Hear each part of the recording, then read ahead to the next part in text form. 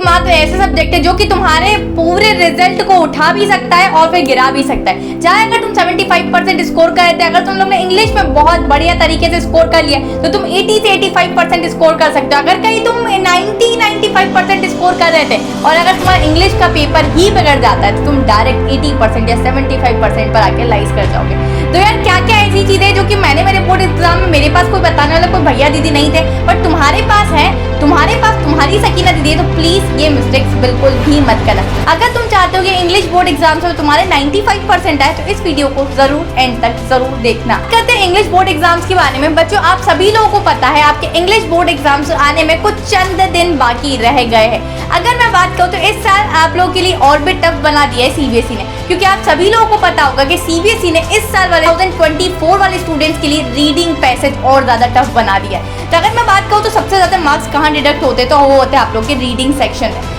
बहुत ज्यादा टफ बनाने के हिसाब से अब हम लोग को एक नई स्ट्रेटेजी पर काम करना होगा। अब हम लोग वही घिसी पिटी स्ट्रेटेजी पर बात नहीं करेंगे कि पहले क्वेश्चंस को पढ़ो, उसके बाद आप लोग पैसेज पढ़ो और देन आप लोग के आंसर्स आ जाएंगे। अब हमें चाहिए एक ब्रांड न्यू स्ट्रेटेजी जिससे कि हमारे आंसर्स आ रहे होंगे। बच्चों आप लोग को सबसे पहले 15 मिनट्स मिलते हैं आप लोग की एग्जाम पेपर शुरू होने से पहले। उन 15 मिनट्स को हम लोग को किस तरीके से कवर करना है, यूटिलाइज करना है कि आप लोग को रीडिंग कॉम्प्रहेंशन पढ़ना है। रीडिंग कॉम्प्रहेंशन पढ़ने से पहले आप लोग क्वेश्चन के कीवर्ड्स पर ध्यान दीजिए कि इसमें कौन सा ऐसा कीवर्ड है जिसके हिसाब से मुझे आंसर जल्दी मिल पाएंगे। अब आप रीडिंग कॉम्प्रहेंशन पढ़िए, एक बार नहीं एटलीस्ट 2 बार पढ़िए, पर्टिकुलर कीवर्ड से चीज़ों को मैच करने की कोशिश करिए क्या मेरा आंसर यहाँ पर आ जाएगा। और अब जब आप लोग सेकंड टाइम उस पैसेज को पढ़ रहे होंगे तो डेफिनेटली तुम्हारा आंसर वहाँ पर आ जाएगा। उस आंसर को मार्क करो और फॉलो करो वर्ड लिमिट को, क्योंकि अगर आप लोगों ने वर्ड लिमिट के हिसाब से ज़्यादा लिख दिया ना बच्चों तो तुम्हें उसके तो नंबर को एक्स्ट्रा मिलेंगे नहीं, बट हाँ अब तुम लोग ने ज़्यादा इसमें लिख दिया है तो तुम्हें टाइम कम पड़ जाएगा और डेफिनेटली तुम्हारा पेपर छूट रहा होगा। नेक्स्ट चीज पर जो हम लोग को फोकस करना है वो है हमारी स्पीड और एक्यूरेसी। अगर बच्चों में स्पीड और एक्यूरेसी की बात करूँ तो आप लोग को कम से कम 5 इस समय से आज जब आप लोग मेरी वीडियो देख रहे हैं इससे के बाद आप लोग को एटलीस्ट 5 अनसीन पैसेज सॉल्व करना ही करना है। अगर आप लोग ने कोई चाहते हो कि कोई बुक से सॉल्व करो, यार बहुत सारी बुक है, पर मैं तुम लोग को ये बोलूंगी प्रीवियस ईयर के क्वेश्चन पेपर्स में से जो आप लोग के अनसीन पैसेज है उसको जाके सॉल्व करना, जिससे कि तुम्हें पता चलेगा कि सीबीएसई इस तरीके से इतना टफ या इतना जो भी तुम्हारी प्रिपरेशन अभी है तुम्हें टफ लग रहा है, ईजी लग रहा है उस कॉम्प्रहेंशन को पढ़ के, ये तुम पर डिपेंड है। तो सिर्फ और सिर्फ पीवाईक्यूज के रीडिंग कॉम्प्रहेंशन सॉल्व करो, एटलीस्ट 5 सॉल्व करना। अगर तुम लोग कोई चाह रहे हो कोई बुक की तरफ जाना तो मैं तुम लोग को एक बुक बता देती हूँ, ओसवाल गुरुकुल की ये बुक आती है। इसमें आप लोग की 5 सब्जेक्ट के एटलीस्ट लास्ट 10 ईयर्स तक के प्रीवियस ईयर के क्वेश्चन पेपर्स गिवन है। तो इससे अच्छी कोई बुक नहीं हो सकती, क्योंकि इसमें हर बुक के लिए अलग कोई खर्चा करने की कोई जरूरत नहीं है। और इसमें आप लोग इंग्लिश का कंटेंट देखोगे तो ढासू कंटेंट आप लोग को मिल जाएगा। सभी प्रीवियस ईयर से क्वेश्चन हमेशा सीबीएसई आप लोग को उठा के देखता है, ज्यादा भटकने की जरूरत नहीं है। इस टाइम पर अगर चाहते हो तो इसी बुक को फॉलो कर लो, link is in the description.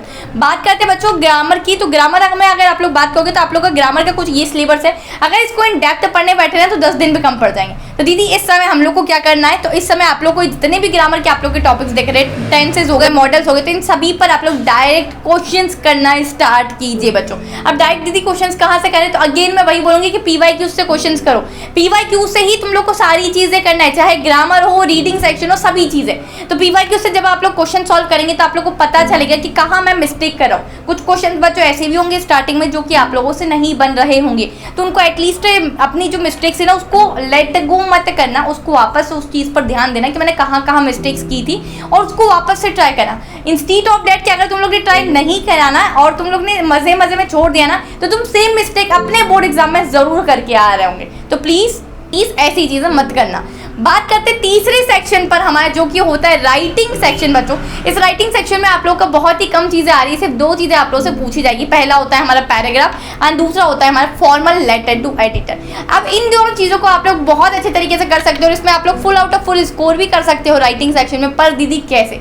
सबसे पहली बात आप लोग ये समझिए, राइटिंग सेक्शन में लिखने के लिए हम लोग को याद होना चाहिए राइट फॉर्मेट, क्योंकि फॉर्मेट बहुत सी बार इंग्लिश में चेंज हो जाते हैं। तो जो भी आप लोग का पैराग्राफ और लेटर लिखने का फॉर्मेट है वो आप लोग को अच्छे से आते हैं। अच्छा, जो स्टार्टिंग का और एंडिंग का फॉर्मेट होता है, जो ओपनिंग और क्लोजिंग होती है, प्लीज उसको अच्छे से, अगर नहीं आती इंग्लिश बहुत ज्यादा अच्छी है तो रट लेना, याद कर लेना, पर उसमें कोई भी मिस्टेक मत करके आना, क्योंकि ओपनिंग और क्लोजिंग में मिस्टेक करोगे तो डायरेक्ट एक नंबर पूरा डिडक्ट हो जाता है और यही सबसे ज्यादा आप लोग की मार्क्स डिडक्ट होने की संभावना है।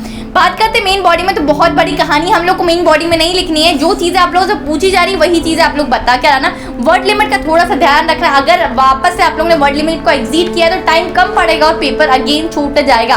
तो प्लीज बात करते हैं नेक्स्ट, जो कि आखिरी होता है हमारा लिटरेचर सेक्शन। लिटरेचर सेक्शन में अगर बच्चों अगर मैं बात करूँ तो बहुत ज़्यादा फेवरेट होता है सभी बच्चों का लिटरेचर सेक्शन, बट बच्चे इसमें भूल जाते हैं कि हम लोग को टाइम का ध्यान रखना है। और सबसे ज़्यादा जो इंग्लिश के पेपर में चीज़ें छूटती है वो होती है लिटरेचर सेक्शन में से। अगर आपसे कोई 3 मार्क्स का क्वेश्चन पूछा जा रहा है बच्चों, तो एटलीस्ट उस पर 3 से 5 मिनट के अंदर टाइम देना, उससे ज़्यादा आप लोग को टाइम नहीं देना है। अगर आप लोग से कोई क्वेश्चन 5 नंबर का पूछा जाए तो उसको क्वेश्चन को आंसर करने के लिए आप लोग 5 से 8 मिनट के अंदर तक का टाइम ले सकते हैं। देखो बच्चों, आप लोग ना इंग्लिश के कम से कम 3 से 4 पेपर्स देख लेना यार। 3 घंटे का अलार्म सेट करो।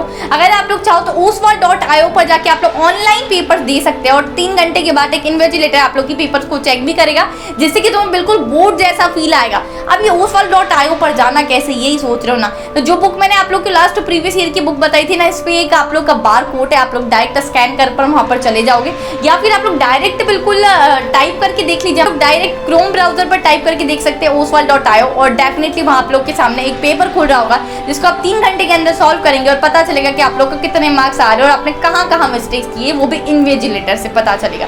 आप लोग को स्पीड पर ध्यान देना, नहीं तो ये सेक्शन कवर करना बहुत मुश्किल है। साथ ही साथ में अगर बात करूँ तो इंग्लिश में सबसे अच्छा तरीका है लिटरेचर में नंबर लाने का कि मेक अ शॉर्ट नोट्स और चीट शीट। ठीक है, तो किस तरीके से आप लोग को चीट शीट बनानी है। यहाँ पर आप लोग को सबसे पहले अपने चैप्टर का नाम लिखना है, ऑथर और पोएट जिसने भी ये चैप्टर लिखा है या पोएम है उसका नाम लिखना है, देन कितने कैरेक्टर्स है इस चैप्टर में उनका नाम लिखना है। ठीक है, और उन पर 2 एडजेक्टिव्स आप लोग को लिखने ही लिखने हैं। थीम लिखनी है आप लोग इस चैप्टर की, ये चैप्टर पर पर्टिकुलर किस थीम पर बेस्ड है। जैसे मैं एग्जांपल दे देती हूँ, हमारा जो भोली वाला चैप्टर था वो एजुकेशन पर पूरा के पूरा बेस्ड था, तो ये होती है थीम, तो आप लोग को पता होना चाहिए। अब इस टाइम पर बच्चों आप लोग के पास इतना टाइम नहीं है कि आप लोग एनसीईआरटी के हर क्वेश्चन को उठा के सॉल्व करेंगे। Instead of solving NCERT, do previous year question बच्चों, एंड चैप्टर की समरी पढ़ना बिल्कुल भी मत भूलना, जिससे कि आप लोग को पूरे चैप्टर का सब चीज़ें पता होगी कि क्या थीम थी, कितने कैरेक्टर्स है, and blah blah and all. और जितने लोग चाहते हैं कि दीदी आप शॉर्ट नोट्स बना के दे दीजिए, जल्दी से जाके कमेंट सेक्शन में बरसात कर दो कि दीदी हमें चीट शीट और शॉर्ट नोट्स चाहिए इंग्लिश के लिटरेचर वाले सेक्शन में, और मैं नेक्स्ट वीडियो में वो आप लोग के लिए लेकर आ रही हूँ। If you are new to my channel, do subscribe to my channel, and मैं यहाँ आप लोग के पूरे बोर्ड एग्जाम पे इसी तरीके से हेल्प करते रहूंगी। Till then keep learning, this is your educator Sakina Ali signing of.